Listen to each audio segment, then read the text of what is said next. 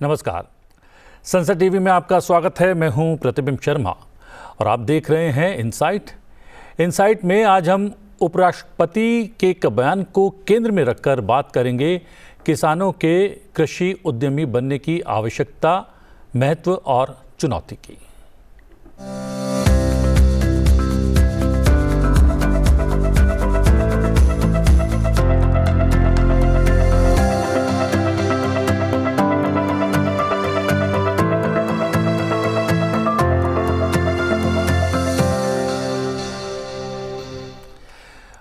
उपराष्ट्रपति जगदीप धनखड़ जी ने हाल ही में कहा कि विकसित भारत का रास्ता किसानों के खेत से होकर गुजरता है। इसलिए कृषि के क्षेत्र में काम करने वाली संस्थाओं और कृषि छात्रों की जिम्मेदारी है कि वो किसानों के जीवन में बदलाव और समृद्धि लाने में अपना योगदान दें। उपराष्ट्रपति ने जोर देकर कहा कि प्रयास ऐसे होने चाहिए कि किसान केवल फसल उत्पादक बनकर ना रह जाए, बल्कि वो कृषि उद्यमी बन सके। भारत बनने का रास्ता किसान के खेत से निकलता है, गांव से निकलता है। और इसीलिए मैं खास आग्रह करूंगा किसान भाई और बहनों से कि आप उत्पादन तक अपने आप को सीमित मत रखें। किसान का काम उत्पादन तक रह गया है, उसके बाद किसान अपने आप को एक तरीके से अलग कर लेता है, तो वो बहुत बड़ी अर्थव्यवस्था से अपने आप को जोड़ नहीं पा रहा है। किसान को अपने उत्पाद के क्रय विक्रय में भी भागीदारी चाहिए। The farmer must involve thoroughly with marketing of agriculture produce, value addition of agriculture produce. कितने फैक्ट्रियां चलती हैं कृषि उत्पाद के आधार पर। किसान तो उनके उत्पाद का सिर्फ एक ग्राहक बन जाता है। बड़ा बदलाव किसान की आय में तब आएगा जब किसान कृषि का व्यापार भी करेगा। कृषि के अंदर जितने इनपुट आते हैं, fertiliser, insecticide and everything, implements, instruments, उनमें भी अपनी भागीदारी करेगा। पूरे विषय पर बात करेंगे तीन विशेषज्ञों से। एक विशेषज्ञ स्टूडियो में उपस्थित हैं, कृष्णवीर चौधरी, अध्यक्ष भारतीय कृषक समाज, आपका बहुत बहुत स्वागत है। दो विशेषज्ञ वर्चुअली हमारे साथ जुड़े हैं। डॉक्टर प्रवीण मलिक हैं, मुख्य कार्यकारी अधिकारी एग्रीनोवेट इंडिया लिमिटेड से, आपका भी बहुत बहुत स्वागत है प्रवीण जी। और अशोक विशन दास, पूर्व अध्यक्ष CACP हैं, कृषि और किसान कल्याण मंत्रालय, और बहुत से अलग अलग मंत्रालयों में काम कर चुके हैं और तकरीबन 39-40 बरस का उनका तजुर्बा है। आपका भी बहुत बहुत स्वागत है अशोक जी। सबसे पहले मैं आपसे जानना चाहूँगा कृष्णवीर चौधरी जी, क्योंकि जो अपील की गई है उपराष्ट्रपति जी के द्वारा वो कृषि और कृषकों से जुड़ी जो संस्थाएं हैं उनसे की गई है, और वहाँ पर पढ़ने वाले छात्रों जो डिग्री प्राप्त करते हैं उनसे अपील की गई है कि आप किसानों का जीवन बदलें और जीवन ऐसा बदलें कि वो केवल फसल उत्पादक ही ना बनकर रह जाए, बल्कि उद्यमी भी बने। तो क्या इसमें कुछ सरकार की भूमिका भी नजर आती है आपको? देखिए प्रतिम जी, सबसे बड़ी बात यह है कि जो उपराष्ट्रपति जी ने कहा वो सच्चाई है।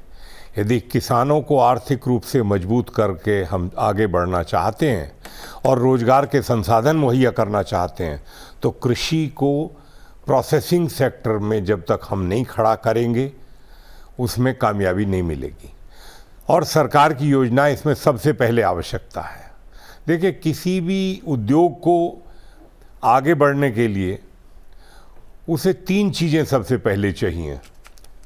फाइनेंशियल असिस्टेंस चाहिए, टेक्निकल असिस्टेंस चाहिए और मार्केटिंग असिस्टेंस चाहिए, मैनेजरियल असिस्टेंस चाहिए। 4 चीज़ें होती हैं। सरकार ने फूड पार्क की शुरुआत इसीलिए की थी, बड़ी योजना सरकार मान के चल रही थी कि फूड पार्क के खड़ा करने से किसान उससे जुड़ेगा और उसका लाभ मिलेगा। लेकिन फूड पार्क सिर्फ कारपोरेट के लिए बन के रह गया। किसानों की भागीदारी उसमें जो होनी चाहिए थी वो नहीं हो पाई।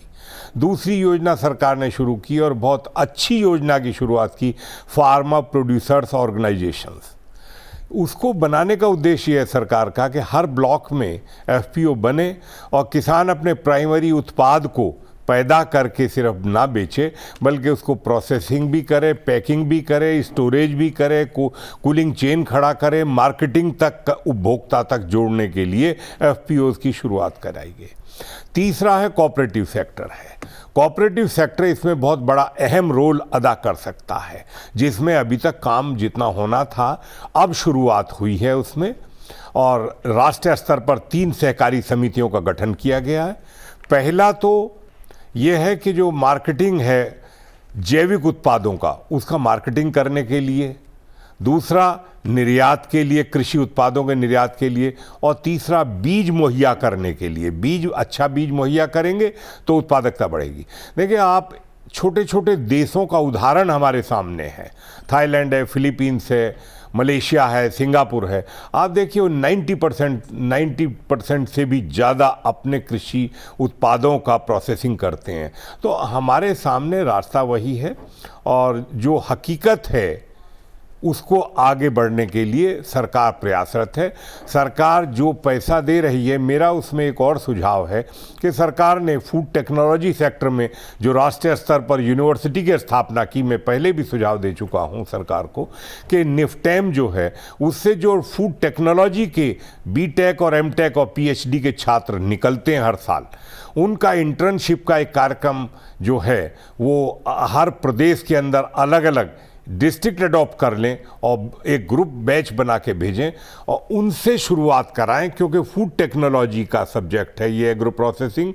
और जहां तक बीएससी एमएससी एग्रीकल्चर का सवाल है, उसमें जो हॉर्टिकल्चर के हमारे स्टूडेंट्स हैं एमएससी हॉर्टिकल्चर के, वो बागवानी के क्षेत्र में अच्छे तरीके से काम कर सकते हैं। इसी तरीके से एनिमल हस्बेंड्री के क्षेत्र में, डेयरी सेक्टर के अंदर, पशुपालन के क्षेत्र के अंदर और पशु नस्ल सुधार कार्यक्रम की आज इस देश को सबसे बड़ी आवश्यकता है। क्योंकि जब हम दूध की खपत की बात करते हैं और दूध उत्पादन बढ़ाने की बात करते हैं, तो उसके लिए पशु नस्ल सुधार कार्यक्रम में सबसे बड़ी जरूरत है। इसलिए डेयरी सेक्टर के हमारे जो स्टूडेंट्स हैं उनकी जरूरत है। हमें उस नौजवान पीढ़ी को गांव में खड़ा करना है। शहर में खड़ा करने से हम कामयाबी नहीं ले पा रहे हैं। हमें गांव में, मैंने जो इंटर्नशिप की बात कही वो इसलिए कहा है कि हम क्लस्टर खड़ा करें 12-12, 15-15 गांव के बीच में, और वहां 1 महीने का ट्रेनिंग प्रोग्राम हो। मान लीजिए आलू पैदा होता है तो आलू के चिप्स और आलू का पोटैटो मैश पाउडर के लिए करें। टमाटर पैदा होता है तो गांव में ही चटनी और गांव में सॉस हो। आंवला होता है तो आंवले का पाउडर और आंवले का मुरब्बा है। सेब है, कश्मीर से लेके हिमाचल से लेकर उत्तराखंड तक, तो सेब का मुरब्बा और जूस की बात है। पहले हमको मोटा मोटा जो बहुत ऐसी चीज़ें हैं, आप एक बात भी तो देखिए ना, हमारी खामियां भी तो हैं। अभी हमको सुधार भी करना प्रदेश सरकारों को कि जो धान पैदा करता है किसान, लेकिन धान से चावल बनाने के लिए उसको लाइसेंस नहीं मिलता।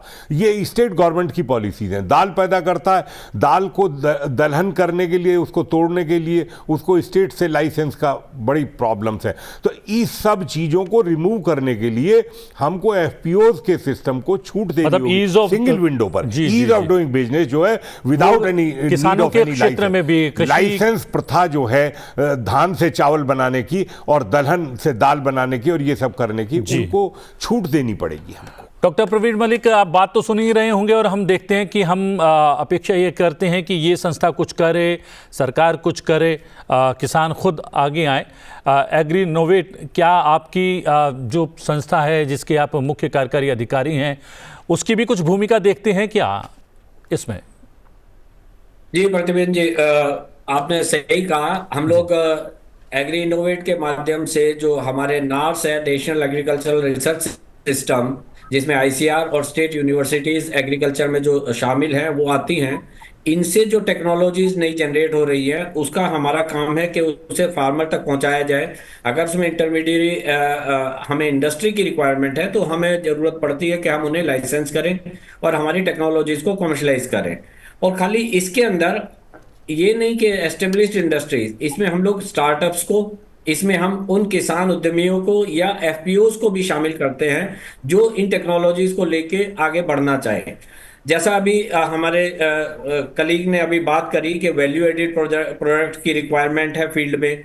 इसके अलावा हम लोग कोशिश करते हैं कि कुछ सलाह हम किसानों को दें कि जब आप बात करें तो खाली प्रोडक्शन से बाहर निकल के, रॉ मटेरियल के प्रोड्यूस से बेहतर निकल के आप पूरी वैल्यू चेन को एक बार समझें और उस वैल्यू चेन में देखें कि इसमें आप कहाँ अपनी भागीदारी शामिल कर सकते हैं। इसके अंदर चाहे आप निश प्रोडक्ट की बात करें, निश प्रोडक्ट वो स्पेसिफिक चीजें हैं जैसे मेडिसिनल हर्ब्स हैं, उसके ऊपर बहुत ज्यादा ध्यान नहीं है, लेकिन उसके ऊपर ध्यान शायद इसलिए नहीं है कि दूसरी जो सीरियल क्रॉप्स है या कैश क्रॉप्स है उसके मुकाबले इन्हें लगता है कि इस तरह की चीजें शायद हमारे लिए उतनी फायदेमंद ना हो, पर एकड़ेज हमें जो इनकम आनी चाहिए उतनी ना आए। लेकिन क्या हम इस तरह की चीजों को इंटीग्रेट कर सकते हैं अपने फार्मिंग सिस्टम के अंदर, एक इंटीग्रेटेड फार्मिंग के अंदर, जहां हम इंटरक्रॉपिंग में या मिक्स्ड क्रॉपिंग में इस तरह के निश प्रोडक्ट्स को भी लेके आ सकें। दूसरी चीज है कि क्या हम स्पेशलिटी क्रॉप्स की बात कर रहे हैं, चाहे वो ऑर्गेनिक हो, नेचुरल हो, या जिस तरीके से भी फार्मिंग कर रहे हैं, क्या उस तरह की चीजें हम लेके आ सकते हैं अपने किसानों के लिए एक उद्यमी बनाने के लिए। और सबसे बड़ी बात, हमारा ये जो कंपनी है एग्री इनोवेट, ये इस चीज को पुश करती है कि जो फार्मिंग हो टेक्नोलॉजी ड्रिवन हो, टेक्नोलॉजी चलाए। जिस तरह की भी टेक्नोलॉजी है, चाहे वो नई टेक्नोलॉजीज है किसी भी तरीके की, एरोपोनिक्स है, आज आलू का जो बीज का उत्पादन है वो एरोपोनिक्स बहुत पॉपुलर है और बहुत अच्छे से टेकअप किया है उस टेक्नोलॉजी को आईसीआर की। इसी तरीके से हाइड्रोपोनिक्स की टेक्नोलॉजीज हैं, वर्टिकल फार्मिंग की टेक्नोलॉजीज हैं, या कोई ऐसे प्रोडक्ट उस तरह की चीजें हैं जिसका प्रीमियम प्राइस उन्हें मिल सके। जैसे कि ऑर्गेनिक के सेक्टर में दूध की अगर बात करें, हम देखते हैं दिल्ली और दिल्ली के आसपास कितने सारे ऑर्गेनिक प्रोड्यूसर आ गए हैं जो प्रीमियम प्राइस के ऊपर दूध बेच रहे हैं और वो डायरेक्ट मार्केटिंग में है, वो अपनी ब्रांडिंग करके उतरे हैं। तो ये जो डिजिटल ब्रांडिंग है, जो अपॉर्चुनिटीज उनको डायरेक्ट टू कंज्यूमर अप्रोच करने की उनकी अप्रोच है, वो सब हो सकती है। रिन्यूएबल एनर्जी में ये लोग जा सकते हैं, दे आर प्रोड्यूसिंग। जैसे लाइफ स्टॉक में अगर हम बात करें, हमारे पास बहुत सारा गोबर जो काउडंग है वो हमारे लिए वेस्ट है, उसका मैनेजमेंट अपने आप में कॉस्टली है। क्या उसे इस्तेमाल करके हम उससे या तो एनर्जी या तो उससे ऑर्गेनिक मैन्योर पैदा कर सकते हैं। और ये सब चीजें हमें एक सर्कुलर इकोनॉमी में लेके आने की जरूरत है। दूसरी चीज इससे भी ज्यादा जरूरी कि क्या हम इनके अलावा कुछ अल्टरनेटिव ढूंढ सकते हैं, जैसे एग्रो टूरिज्म। हम लोगों ने दुनिया भर की अलग अलग चीजें हमने बात की है, लेकिन जो हम कर रहे हैं खाली उसी का ज्ञान अगर हम अर्बन पॉपुलेशन को भी देना चाहें तो वो एग्री टूरिज्म के तरीके से उसे आगे बढ़ाया जा सकता है। और ये सब चीजें जैसे भी हम बात करते हैं पूरी वैल्यू चेन के अंदर, हमारी रिक्वायरमेंट है कि वैल्यू एडिशन हो, मार्केटिंग हो, और उस सब में ज्ञान चाहिए, उन सब में एक अप्रोच चाहिए किसान को, बार्गेनिंग पावर चाहिए। और बार्गेनिंग पावर जनरली हमने देखी कि अकेले किसान के साथ नहीं आ सकती। अभी हमारे साथी ने जिक्र किया कि एफपीओ एक ऐसा माध्यम है, कोऑपरेटिव या कोलैबोरेशन का एक ऐसा माध्यम है जहां बार्गेनिंग पावर थोड़ा गेन कर सकते हैं और शायद मार्केट का एक्सेस आपको अच्छा बनाया जा सकता है, आपको दिया जा सकता है। और इस माध्यम से जो हमारा किसान अभी तक सिर्फ प्रोड्यूसर था, वो बड़े आराम से एक उद्यमी बन के एक उस सेक्टर में खाली अपनी इनकम नहीं बल्कि नए युवा को इस एग्रीकल्चरल सेक्टर में अपने साथ अट्रैक्ट कर सकता है।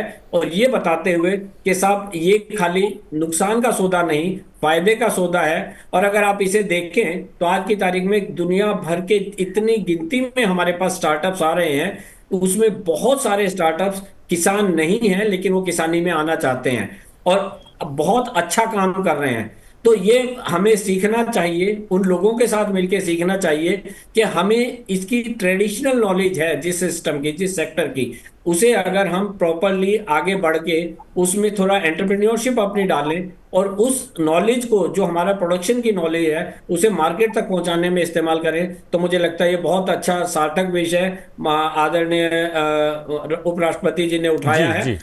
हमें इसे बिल्कुल टेकअप करना चाहिए और इसे जहां से हो सके ज़्यादा से ज़्यादा आगे बढ़ाना चाहिए। अशोक जी, क्या ये जो बात यहाँ पर कही गई है मलिक जी के द्वारा कि बाहर से बहुत सारे लोग हैं जो पारंपरिक रूप से किसान नहीं हैं लेकिन वो तकनीक सीख कर आए हैं, वो मार्केटिंग सीख कर आए हैं और वो इस क्षेत्र में आ रहे हैं, तो बहुत ज़्यादा सफलता उनको मिल रही है। तो क्या अप्रोच जो है हमारे किसान की, जो पारंपरिक किसानी करता है, उसकी अप्रोच में थोड़ा सा बदलाव लाना होगा और एकता का भाव पैदा करना होगा, कहीं ना कहीं एक यूनिट बनानी होगी किसानों की। उसके बाद जो है इस तरीके से कृषि उद्यमी के तौर पर एक किसान जो है अपने आप को परिवर्तित कर पाएगा, एक बात। और दूसरी बात ये कि जब मोदी सरकार ने अपनी यात्रा शुरू की थी, तब प्रोसेसिंग यूनिट्स जो है उस पर बहुत जोर दिया गया था सरकार की तरफ से। इसलिए दिया गया था कि एक तो उद्यमी बन सके किसान, और दूसरा इसलिए भी किया था कि जो किसान है या फिर गांव का जो पलायन होता है, वो पलायन भी कहीं ना कहीं रुक पाए। उस क्षेत्र में कुछ हो पाया है क्या अभी तक? आपने बिल्कुल ठीक कहा प्रवीण जी ने, और उनसे पहले हमारे जो दूसरे वक्ता थे उन्होंने भी बड़ी अच्छी बातें कही। लेकिन मुख्य बात ये है कि इसमें जो किसानों का है, किसान पसीना बहाते हैं, सबको पता है, मेहनत भरपूर करते हैं, लेकिन क्या वजह है कि उनकी गरीबी नहीं हटती और न उनकी आय बढ़ रही है जितना हमने सोचा है। और आय बढ़ना या कम होना हम जो गैर कृषि में कार्य करते हैं उनसे हम तुलना करते हैं। भारत सरकार के खुद ही बहुत सारे आंकड़े हैं, सर्वे किए हैं, जिसमें दिया 1/3 के लगभग या 34%, 35% जो गैर कृषि में काम करते हैं। अब क्वेश्चन ये है कि किसान मेहनत करते हैं फिर भी उनकी आय क्यों नहीं बढ़ रही है? सबसे जो एक मुख्य कारण है कि हम जो समृद्धि है उसको साझा नहीं कर पा रहे हैं। ऐसा नहीं है उनमें आपस में मेल मिलाप नहीं है किसानों में, आपने शायद ये कहा कि उनमें एकता होना चाहिए, वो सब है, वो कमी नहीं है। उद्यमी बनने के लिए थोड़ी सी रिस्क लेनी चाहिए। जो स्टार्टअप है उन्होंने कभी कृषि में काम नहीं किया, लेकिन वो बहुत रिच हो रहे हैं। हमें खुशी है कि चलो वो भी कमा रहे हैं, लेकिन क्वेश्चन ये कि किसान क्यों नहीं कमा पा रहा है, उनकी आय क्यों नहीं बढ़ रही? उसके लिए सब ये है, टेक्नोलॉजी वगैरह सब दुरुस्त है भी, और कई लोग प्रयोग भी है। मुख्य है कि उनको जो उद्यमी का जो माइंडसेट, उसको हमें आगे बढ़ाना होगा। एक नोबेल प्राइज विनर थे 1960 में, उन्होंने कहा उन्होंने, वो अमेरिकन थे लेकिन भारत की कृषि पे उन्होंने काम किया था, शुल्ज। उन्होंने बहुत कहा था कि खास करके पंजाब के किसानों में कि जो भारत के पंजाब के किसान हैं वो गरीब जरूर है लेकिन इंटेलिजेंट है। तो इसका क्या तात्पर्य है? इसका मतलब वो उनकी मेहनत में कमी नहीं, तो हमें उनको ऐसा हैंड होल्डिंग करना है ताकि वो थोड़ी सी रिस्क लेके आगे करें। और सबसे जो मुख्य बात है कि हमें एक्सपोर्ट पे भी ध्यान देना है। वहां काफी होती है, क्योंकि जैसे चावल है, हमारे जो चावल है, जो पूरे संसार में जितना व्यापार होता है इंटरनेशनल ट्रेड में, उसका 1/3 भारत करता है। टोटल 60 मिलियन टन होता है, उसमें से 20-22 टन इंडिया करता है। और उसमें अगर हम और ज्यादा जुड़ सकते हैं, क्योंकि भारत का जो चावल है ना बहुत प्रसिद्ध है, कीमत है, उसके कई कारण है, उसमें मैं कभी अलग बात करेंगे। लेकिन मुख्य बात यह है, प्याज है, जैसे प्याज की अगर कीमत बढ़ जाती है तो किसानों को फिर भी 5-7 रुपए 10 रुपए से ज्यादा नहीं है। मैंने इसमें स्टडी भी की है लासर गांव में, और लेकिन बाकी लोगों को 80 रुपए पर केजी पे भी मिलते हैं जब बहुत शॉर्टेज होती है, जो भी कारण रहे होते हैं, 80-80 रुपए पर किलो कीमत हो जाती है जो कंज्यूमर देते हैं, लेकिन किसान भाइयों को 8 रुपए 10 से ज्यादा नहीं मिलता। तो क्या वजह है कि ये है? तो उद्यमी नहीं है, उद्यमी कृषि उद्यमी रहना है और समृद्धि को हमें साझा करना है। यही मेरा बहुत है। और उसके लिए किसानों को सिर्फ 2 चीजें चाहिए, एक उनको प्राइस ठीक मिलनी चाहिए और बाजार ठीक हो। अब बाजार ठीक करने के लिए उनको खुद उतरना पड़ेगा कि वो खुद इंटरप्रेन्योर बने, और जो नए लोग आ रहे हैं जिन्होंने कभी कृषि नहीं की है, उनकी आय भी बढ़ रही है। इससे क्या में काफी स्कोप है कि आप उनकी आय बढ़िए, क्योंकि उनको हम क्यों दें जिनको कृषि में काम भी नहीं करते हैं। तो वो जो किसान है उनको वो सिर्फ उत्पादक न बने बल्कि उद्यमी भी बने, तभी उनका ये हल हो सकता है। तभी वो सिर्फ उठा के और पूरा जो उसमें जो भी वैल्यू एडिशन हो रहा उसमें उनका पूरा हक है कि उनको काफी अंश तक ये उनका हिस्सा है और जायज हिस्सा है जो उनको मिले। अभी नहीं मिल पा रहा है 10, 15, 20% से ज्यादा, जबकि वो बहुत चिंता का विषय है मेरे विचार में। जी हाँ, चलिए, कार्यक्रम का अंतिम 5 मिनट रह गया है, तो इसका सॉल्यूशन की तरफ निकलते हैं। क्या कुछ हमें करना चाहिए किसानों के लिए? आपने 3 बिंदु गिनाए थे, फाइनेंस, टेक्नोलॉजी और मार्केटिंग। उस संदर्भ में हमें क्या कुछ नए कदम उठाने चाहिए? देखिए, इसमें प्रतिबिंब जी बात यह है कि हमारे यहाँ कोई राइडर नहीं लगता। जो भी पॉलिसी फूड प्रोसेसिंग के लिए बनती है किसानों के नाम पर, बनती है कृषि के नाम पर, लेकिन उसका लाभ कारपोरेट को जाता है। चाहे वो फाइनेंशियल असिस्टेंस है, क्रेडिट फैसिलिटीज़ हैं, और चाहे वो दूसरी तीसरी चीज़ लाइसेंसिंग प्रॉब्लम्स हैं, ये सब चीज़ें हैं।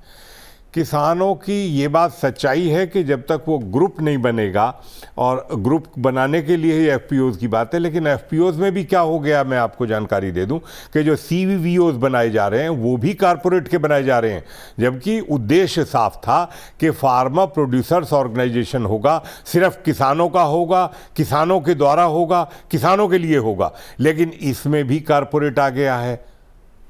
कारपोरेट को नहीं आना चाहिए था, क्योंकि इसमें कोई राइडर नहीं है। और जब स्टार्टअप की बात हम करते हैं, तो ये जो राइडर वाली बात है, वो उसकी एक मजबूरी किसान के साथ ये है कि उसको उतनी जानकारी नहीं है, तकनीकी रूप से उतना दक्ष नहीं है, जिसके बारे में आपने कहा कि वहाँ पर इंटर्नशिप के लिए जाएंगे छात्र, उनको समझाएंगे तो शायद उनकी सोच में कोई परिवर्तन आए। प्रतिबिंब जी, इसीलिए मैंने पहले राउंड में कहा कि हमें क्लस्टर्स डेवलप करने पड़ेंगे। पहले हर जिले में हम 10, 12, 15, 20 गांव के बीच में क्लस्टर करें। 100 बच्चों को हम, जो शिक्षित बच्चे हैं, उनका ग्रुप लें और उनको ट्रेनिंग दें 1 हफ्ते की, फिर उन्हें सिलेक्शन करें। और सिलेक्शन वही लोग कर सकते हैं जो फूड प्रोसेसिंग सेक्टर में एक्सपर्ट हैं। सिंपल ग्रेजुएशन से हम ये उम्मीद नहीं कर सकते। कृषि विज्ञान केंद्रों को जब बनाया था तब भी एग्रो प्रोसेसिंग सेक्टर को उसमें जोड़ा था, लेकिन उसमें कामयाबी नहीं मिली। इसीलिए नहीं मिली कि उसमें एक्सपर्ट नहीं है हमारे लोग। हमें जो बिल्कुल एक्सपर्ट हैं, जिस क्षेत्र में जो पैदा कर रहे हैं, और हमारे मित्र ने कहा कि इनपुट की सप्लाई है। फार्मर प्रोड्यूसर ऑर्गेनाइजेशंस को बनाने का उद्देश्य यही है कि अपना बीज होगा, अपना इनपुट हो गए, अपना प्रोडक्शन होगा, अपना प्रोसेसिंग होगा, अपना पैकेजिंग होगा, अपनी कूलिंग चेन होगी, अपना कंज्यूमर तक सप्लाई करेंगे। मेरा सुझाव तो इसमें यह तक रहा कि मोबाइल वैन्स के द्वारा वो किसानों के जो प्रोड्यूस हैं, जो फ्रेश हैं, फ्रेश वेजिटेबल्स हैं, फ्रेश फ्रूट्स हैं, उसकी भी आपूर्ति शुरू करवाई जा सकती है पैकिंग और ग्रेडिंग करके। और जहां हम एक्सपोर्ट की बात करते हैं तो हमें उसमें सैनिटरी, फाइटोसैनिटरी कंडीशंस भी देखनी पड़ती हैं, उसमें क्वारंटाइन नॉर्म्स भी देखने पड़ते हैं, उसमें पेस्टिसाइड रेजिड्यू भी देखना पड़ता है एक्सपोर्ट में। ये 3 ऐसे बड़े बिंदु हैं, और उसी के लिए मैंने कहा है कि जो फूड प्रोसेसिंग के हमारे अच्छे लोग हैं वो किसानों के बच्चों के बीच में जाएंगे, उनको ट्रेंड करेंगे, उनसे पैदा करें। और शुरू में क्या मामला क्या है, आप ये बताइए कि हमारे पोटैटो के पाउडर से वोदका बन रही है। ऐसे तो रशिया के अंदर हम बात करते हैं, लेकिन हम तो अभी आलू के चिप्स नहीं बनवा पा रहे हैं, उसकी क्वालिटी नहीं सुधार पा रहे हैं। कौन सी वैरायटी का आलू चाहिए उसके चिप्स के लिए, वो किसान को नहीं पता, वो तो अपना पैदा कर रहा है प्राइमरी प्रोड्यूस। मैंने आपसे ये कहा कि सिंपल धान से चावल नहीं बनाने का अधिकार है। ये चीज़ें बहुत छोटी हैं, लेकिन इनका असर बहुत बड़े पैमाने पे पड़ेगा। और जब हम मशरूम की बात करते हैं, जब हम दूसरा वर्टिकल खेती की बात करते हैं, ये चीज़ें समय की आवश्यकता उन जगहों पर है जहाँ ज़मीन की कमी है। लेकिन हमारे पास ज़मीन की भी कमी नहीं है, हमारे पास पानी की कमी नहीं। अभी तो हम वाटर मैनेजमेंट नहीं कर पा रहे हैं। हमारे बहुत सारी चीजें ऐसी जी हैं। समय समाप्त हो रहा है, इसलिए एक एक टिप्पणी मैं डॉक्टर प्रवीण से भी ले लेता हूं और अशोक जी से भी लेता हूं। डॉक्टर प्रवीण, क्या सोच में परिवर्तन लाना है, वैज्ञानिक सोच को अपनाना है, और न केवल फसल उत्पादक किसानों की बात कर रहे हैं हम लोग मत्स्य पालकों की बात कर रहे हैं, पशुपालकों की भी बात कर रहे हैं, उनके सामने भी यही चुनौती है क्या? जी बिल्कुल, आपने प्रतिबिंब जी बिल्कुल सही कहा। ये जो चुनौती है ये सबसे पहले आती है आपकी लिटरेसी के साथ। लिटरेसी, चाहे वो डिजिटल लिटरेसी हो, टेक्निकल लिटरेसी हो, टेक्नोलॉजिकल लिटरेसी हो, लीगल लिटरेसी हो। हम लोग जितने भी सॉल्यूशन देते हैं हमारे पास अभी आप देखें तो सभी के सभी ऐसे विभाग जो हमारे agriculture, allied sector, animal husbandry, fisheries, horticulture, सबके सब एक स्कीम लिए हुए हैं जिसका नाम है इंफ्रास्ट्रक्चर डेवलपमेंट फंड। उस इंफ्रास्ट्रक्चरल डेवलपमेंट फंड में क्या हमारा किसान रिस्क लेने के लिए तैयार है बिना कोलेटरल के, या कोलेटरल के साथ, एफपीओज बनाई, उसमें कोलेटरल के बिना भी आपको फंडिंग के इसमें अपॉर्चुनिटीज हैं। लेकिन दिक्कत कहाँ है? क्या हमारा किसान आज वो रिस्क लेने के लिए तैयार है? क्या उसकी कैपेबिलिटी है?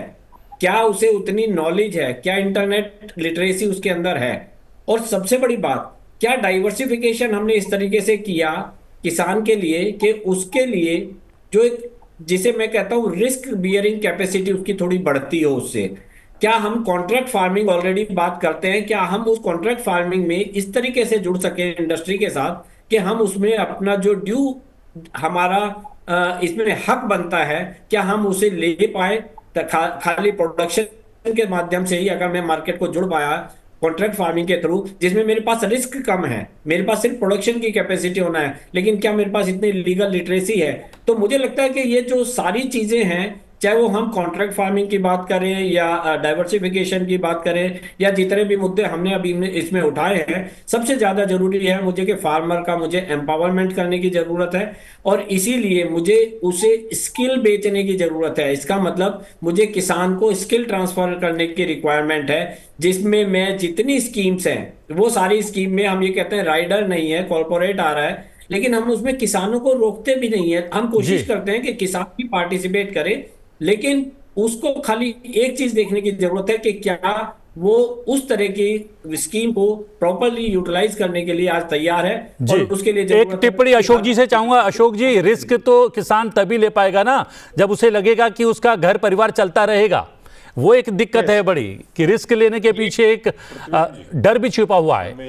एक टिप्पणी जो आपने बिल्कुल ठीक कहा, क्योंकि ये कैच 22 वाली सिचुएशन, क्योंकि उनके पास जो सामर्थ्य है फाइनेंशियल वो नहीं है, इसलिए वो रिस्क कम लेते हैं। तो अगर उनको क्रेडिट दी जाए और उनको थोड़ी सी ट्रेनिंग दी जाए, मुझे नहीं लगता उनको जागरूकता में कमी है, न उनकी मेहनत करने की जो शक्ति है और जज्बा है उसमें कमी है, उसमें बिल्कुल कमी नहीं है। और वो जागरूक भी हो गए हैं। आप किसान, में कई किसानों से मिलता रहता हूँ, सिर्फ ये है कि अगर उनको थोड़ा सा फाइनेंशियल, जिसे कहते हैं ना बच्चा छोटा है उसको आप पहले हैंड होल्डिंग करके आगे बढ़ाएं, तो उनको पता हमारे यहाँ जो एक्सपोर्ट की बहुत ज्यादा अपॉर्चुनिटी है, हमारी बहुत सारी ऐसी चीजें हैं जो विदेशों में उसकी आवश्यकता है। तो किसान अगर डायरेक्ट उसमें शामिल हो व्यापार में, जो विदेशी व्यापार कृषि का, उसमें बहुत स्कोप है। अभी हम 50 बिलियन US डॉलर तक पहुंच गए हैं, 52 हो गया 52, और भारत सरकार टारगेट है 100 बिलियन US डॉलर।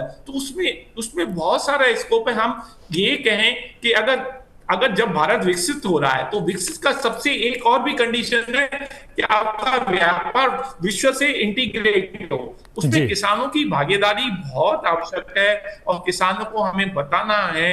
और कुछ ऐसे केस हैं जो हम उसको बता सकते हैं, भाई ये एक किसान है, जिन्होंने कुछ किसान किए भी हैं, लेकिन वो बहुत, और सबसे बड़ी बात यह है कि अन्न के भंडार भर रहे हैं किसान अपने परिश्रम से, अपने पसीने से, लेकिन किसान का जो खजाना है वो खाली है। एक आखिरी टिप्पणी जो आप चलते चलते, मेरा ये कहना है कि जब किसान लोन के लिए बैंक से संपर्क करता है तो उसे कोलेट्रल गारंटी के रूप में अगर ट्रैक्टर भी खरीदना है तो जमीन को रहन रखना पड़ता है, जबकि कारपोरेट लोन लेता है तो उसे कुछ रहन नहीं, अपना घर रहन नहीं रखना पड़ता।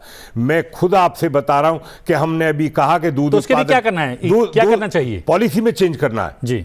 जैसा कारपोरेट को लोन मिलता है ऐसे एग्रीकल्चर सेक्टर को मिले, ऐसे पशुपालन को मिले। क्योंकि अगर आप बुल स्टेशन करना चाहते हैं पशु नस्ल सुधार के लिए तो आपको बैंक जो है 12.35% से कम पर लोन नहीं देगा, और जबकि उसकी सबसे बड़ी आवश्यकता है। और दूसरा, यही जो 7% का लोन है, 3% की सब्सिडी का किसान का पैसा एग्रीकल्चर का, वो एग्रीकल्चर मशीनरी इंडस्ट्री को 4% पे जाता है, और उनको कोई रोकता नहीं है। और सबसे बड़ी बात यह है कि वैज्ञानिक सोच तो होनी चाहिए, तकनीक भी होनी चाहिए, और कहीं ना कहीं उनको लोन और सरकार के एजेंसी को, गवर्नमेंट इंस्टीट्यूशंस को किसानों के उत्पाद को खरीदने के लिए प्राथमिकता में रखना पड़ेगा, तभी किसान आगे बढ़ पाएगा। और हम सब लोग संवेद रूप से प्रयास करेंगे किसानों को आगे बढ़ाने के लिए। कृष्णवीर चौधरी जी, आपका बहुत बहुत धन्यवाद। धन्यवाद डॉक्टर प्रवीण मलिक, और धन्यवाद अशोक विशन दास जी, आप तीनों का बहुत बहुत धन्यवाद। इनसाइट में आज के लिए इतना ही। इनसाइट में आपसे फिर भेंट होगी। फिलहाल मुझे आज्ञा दीजिए, लेकिन देखते रहिए सेंसर टीवी। नमस्कार।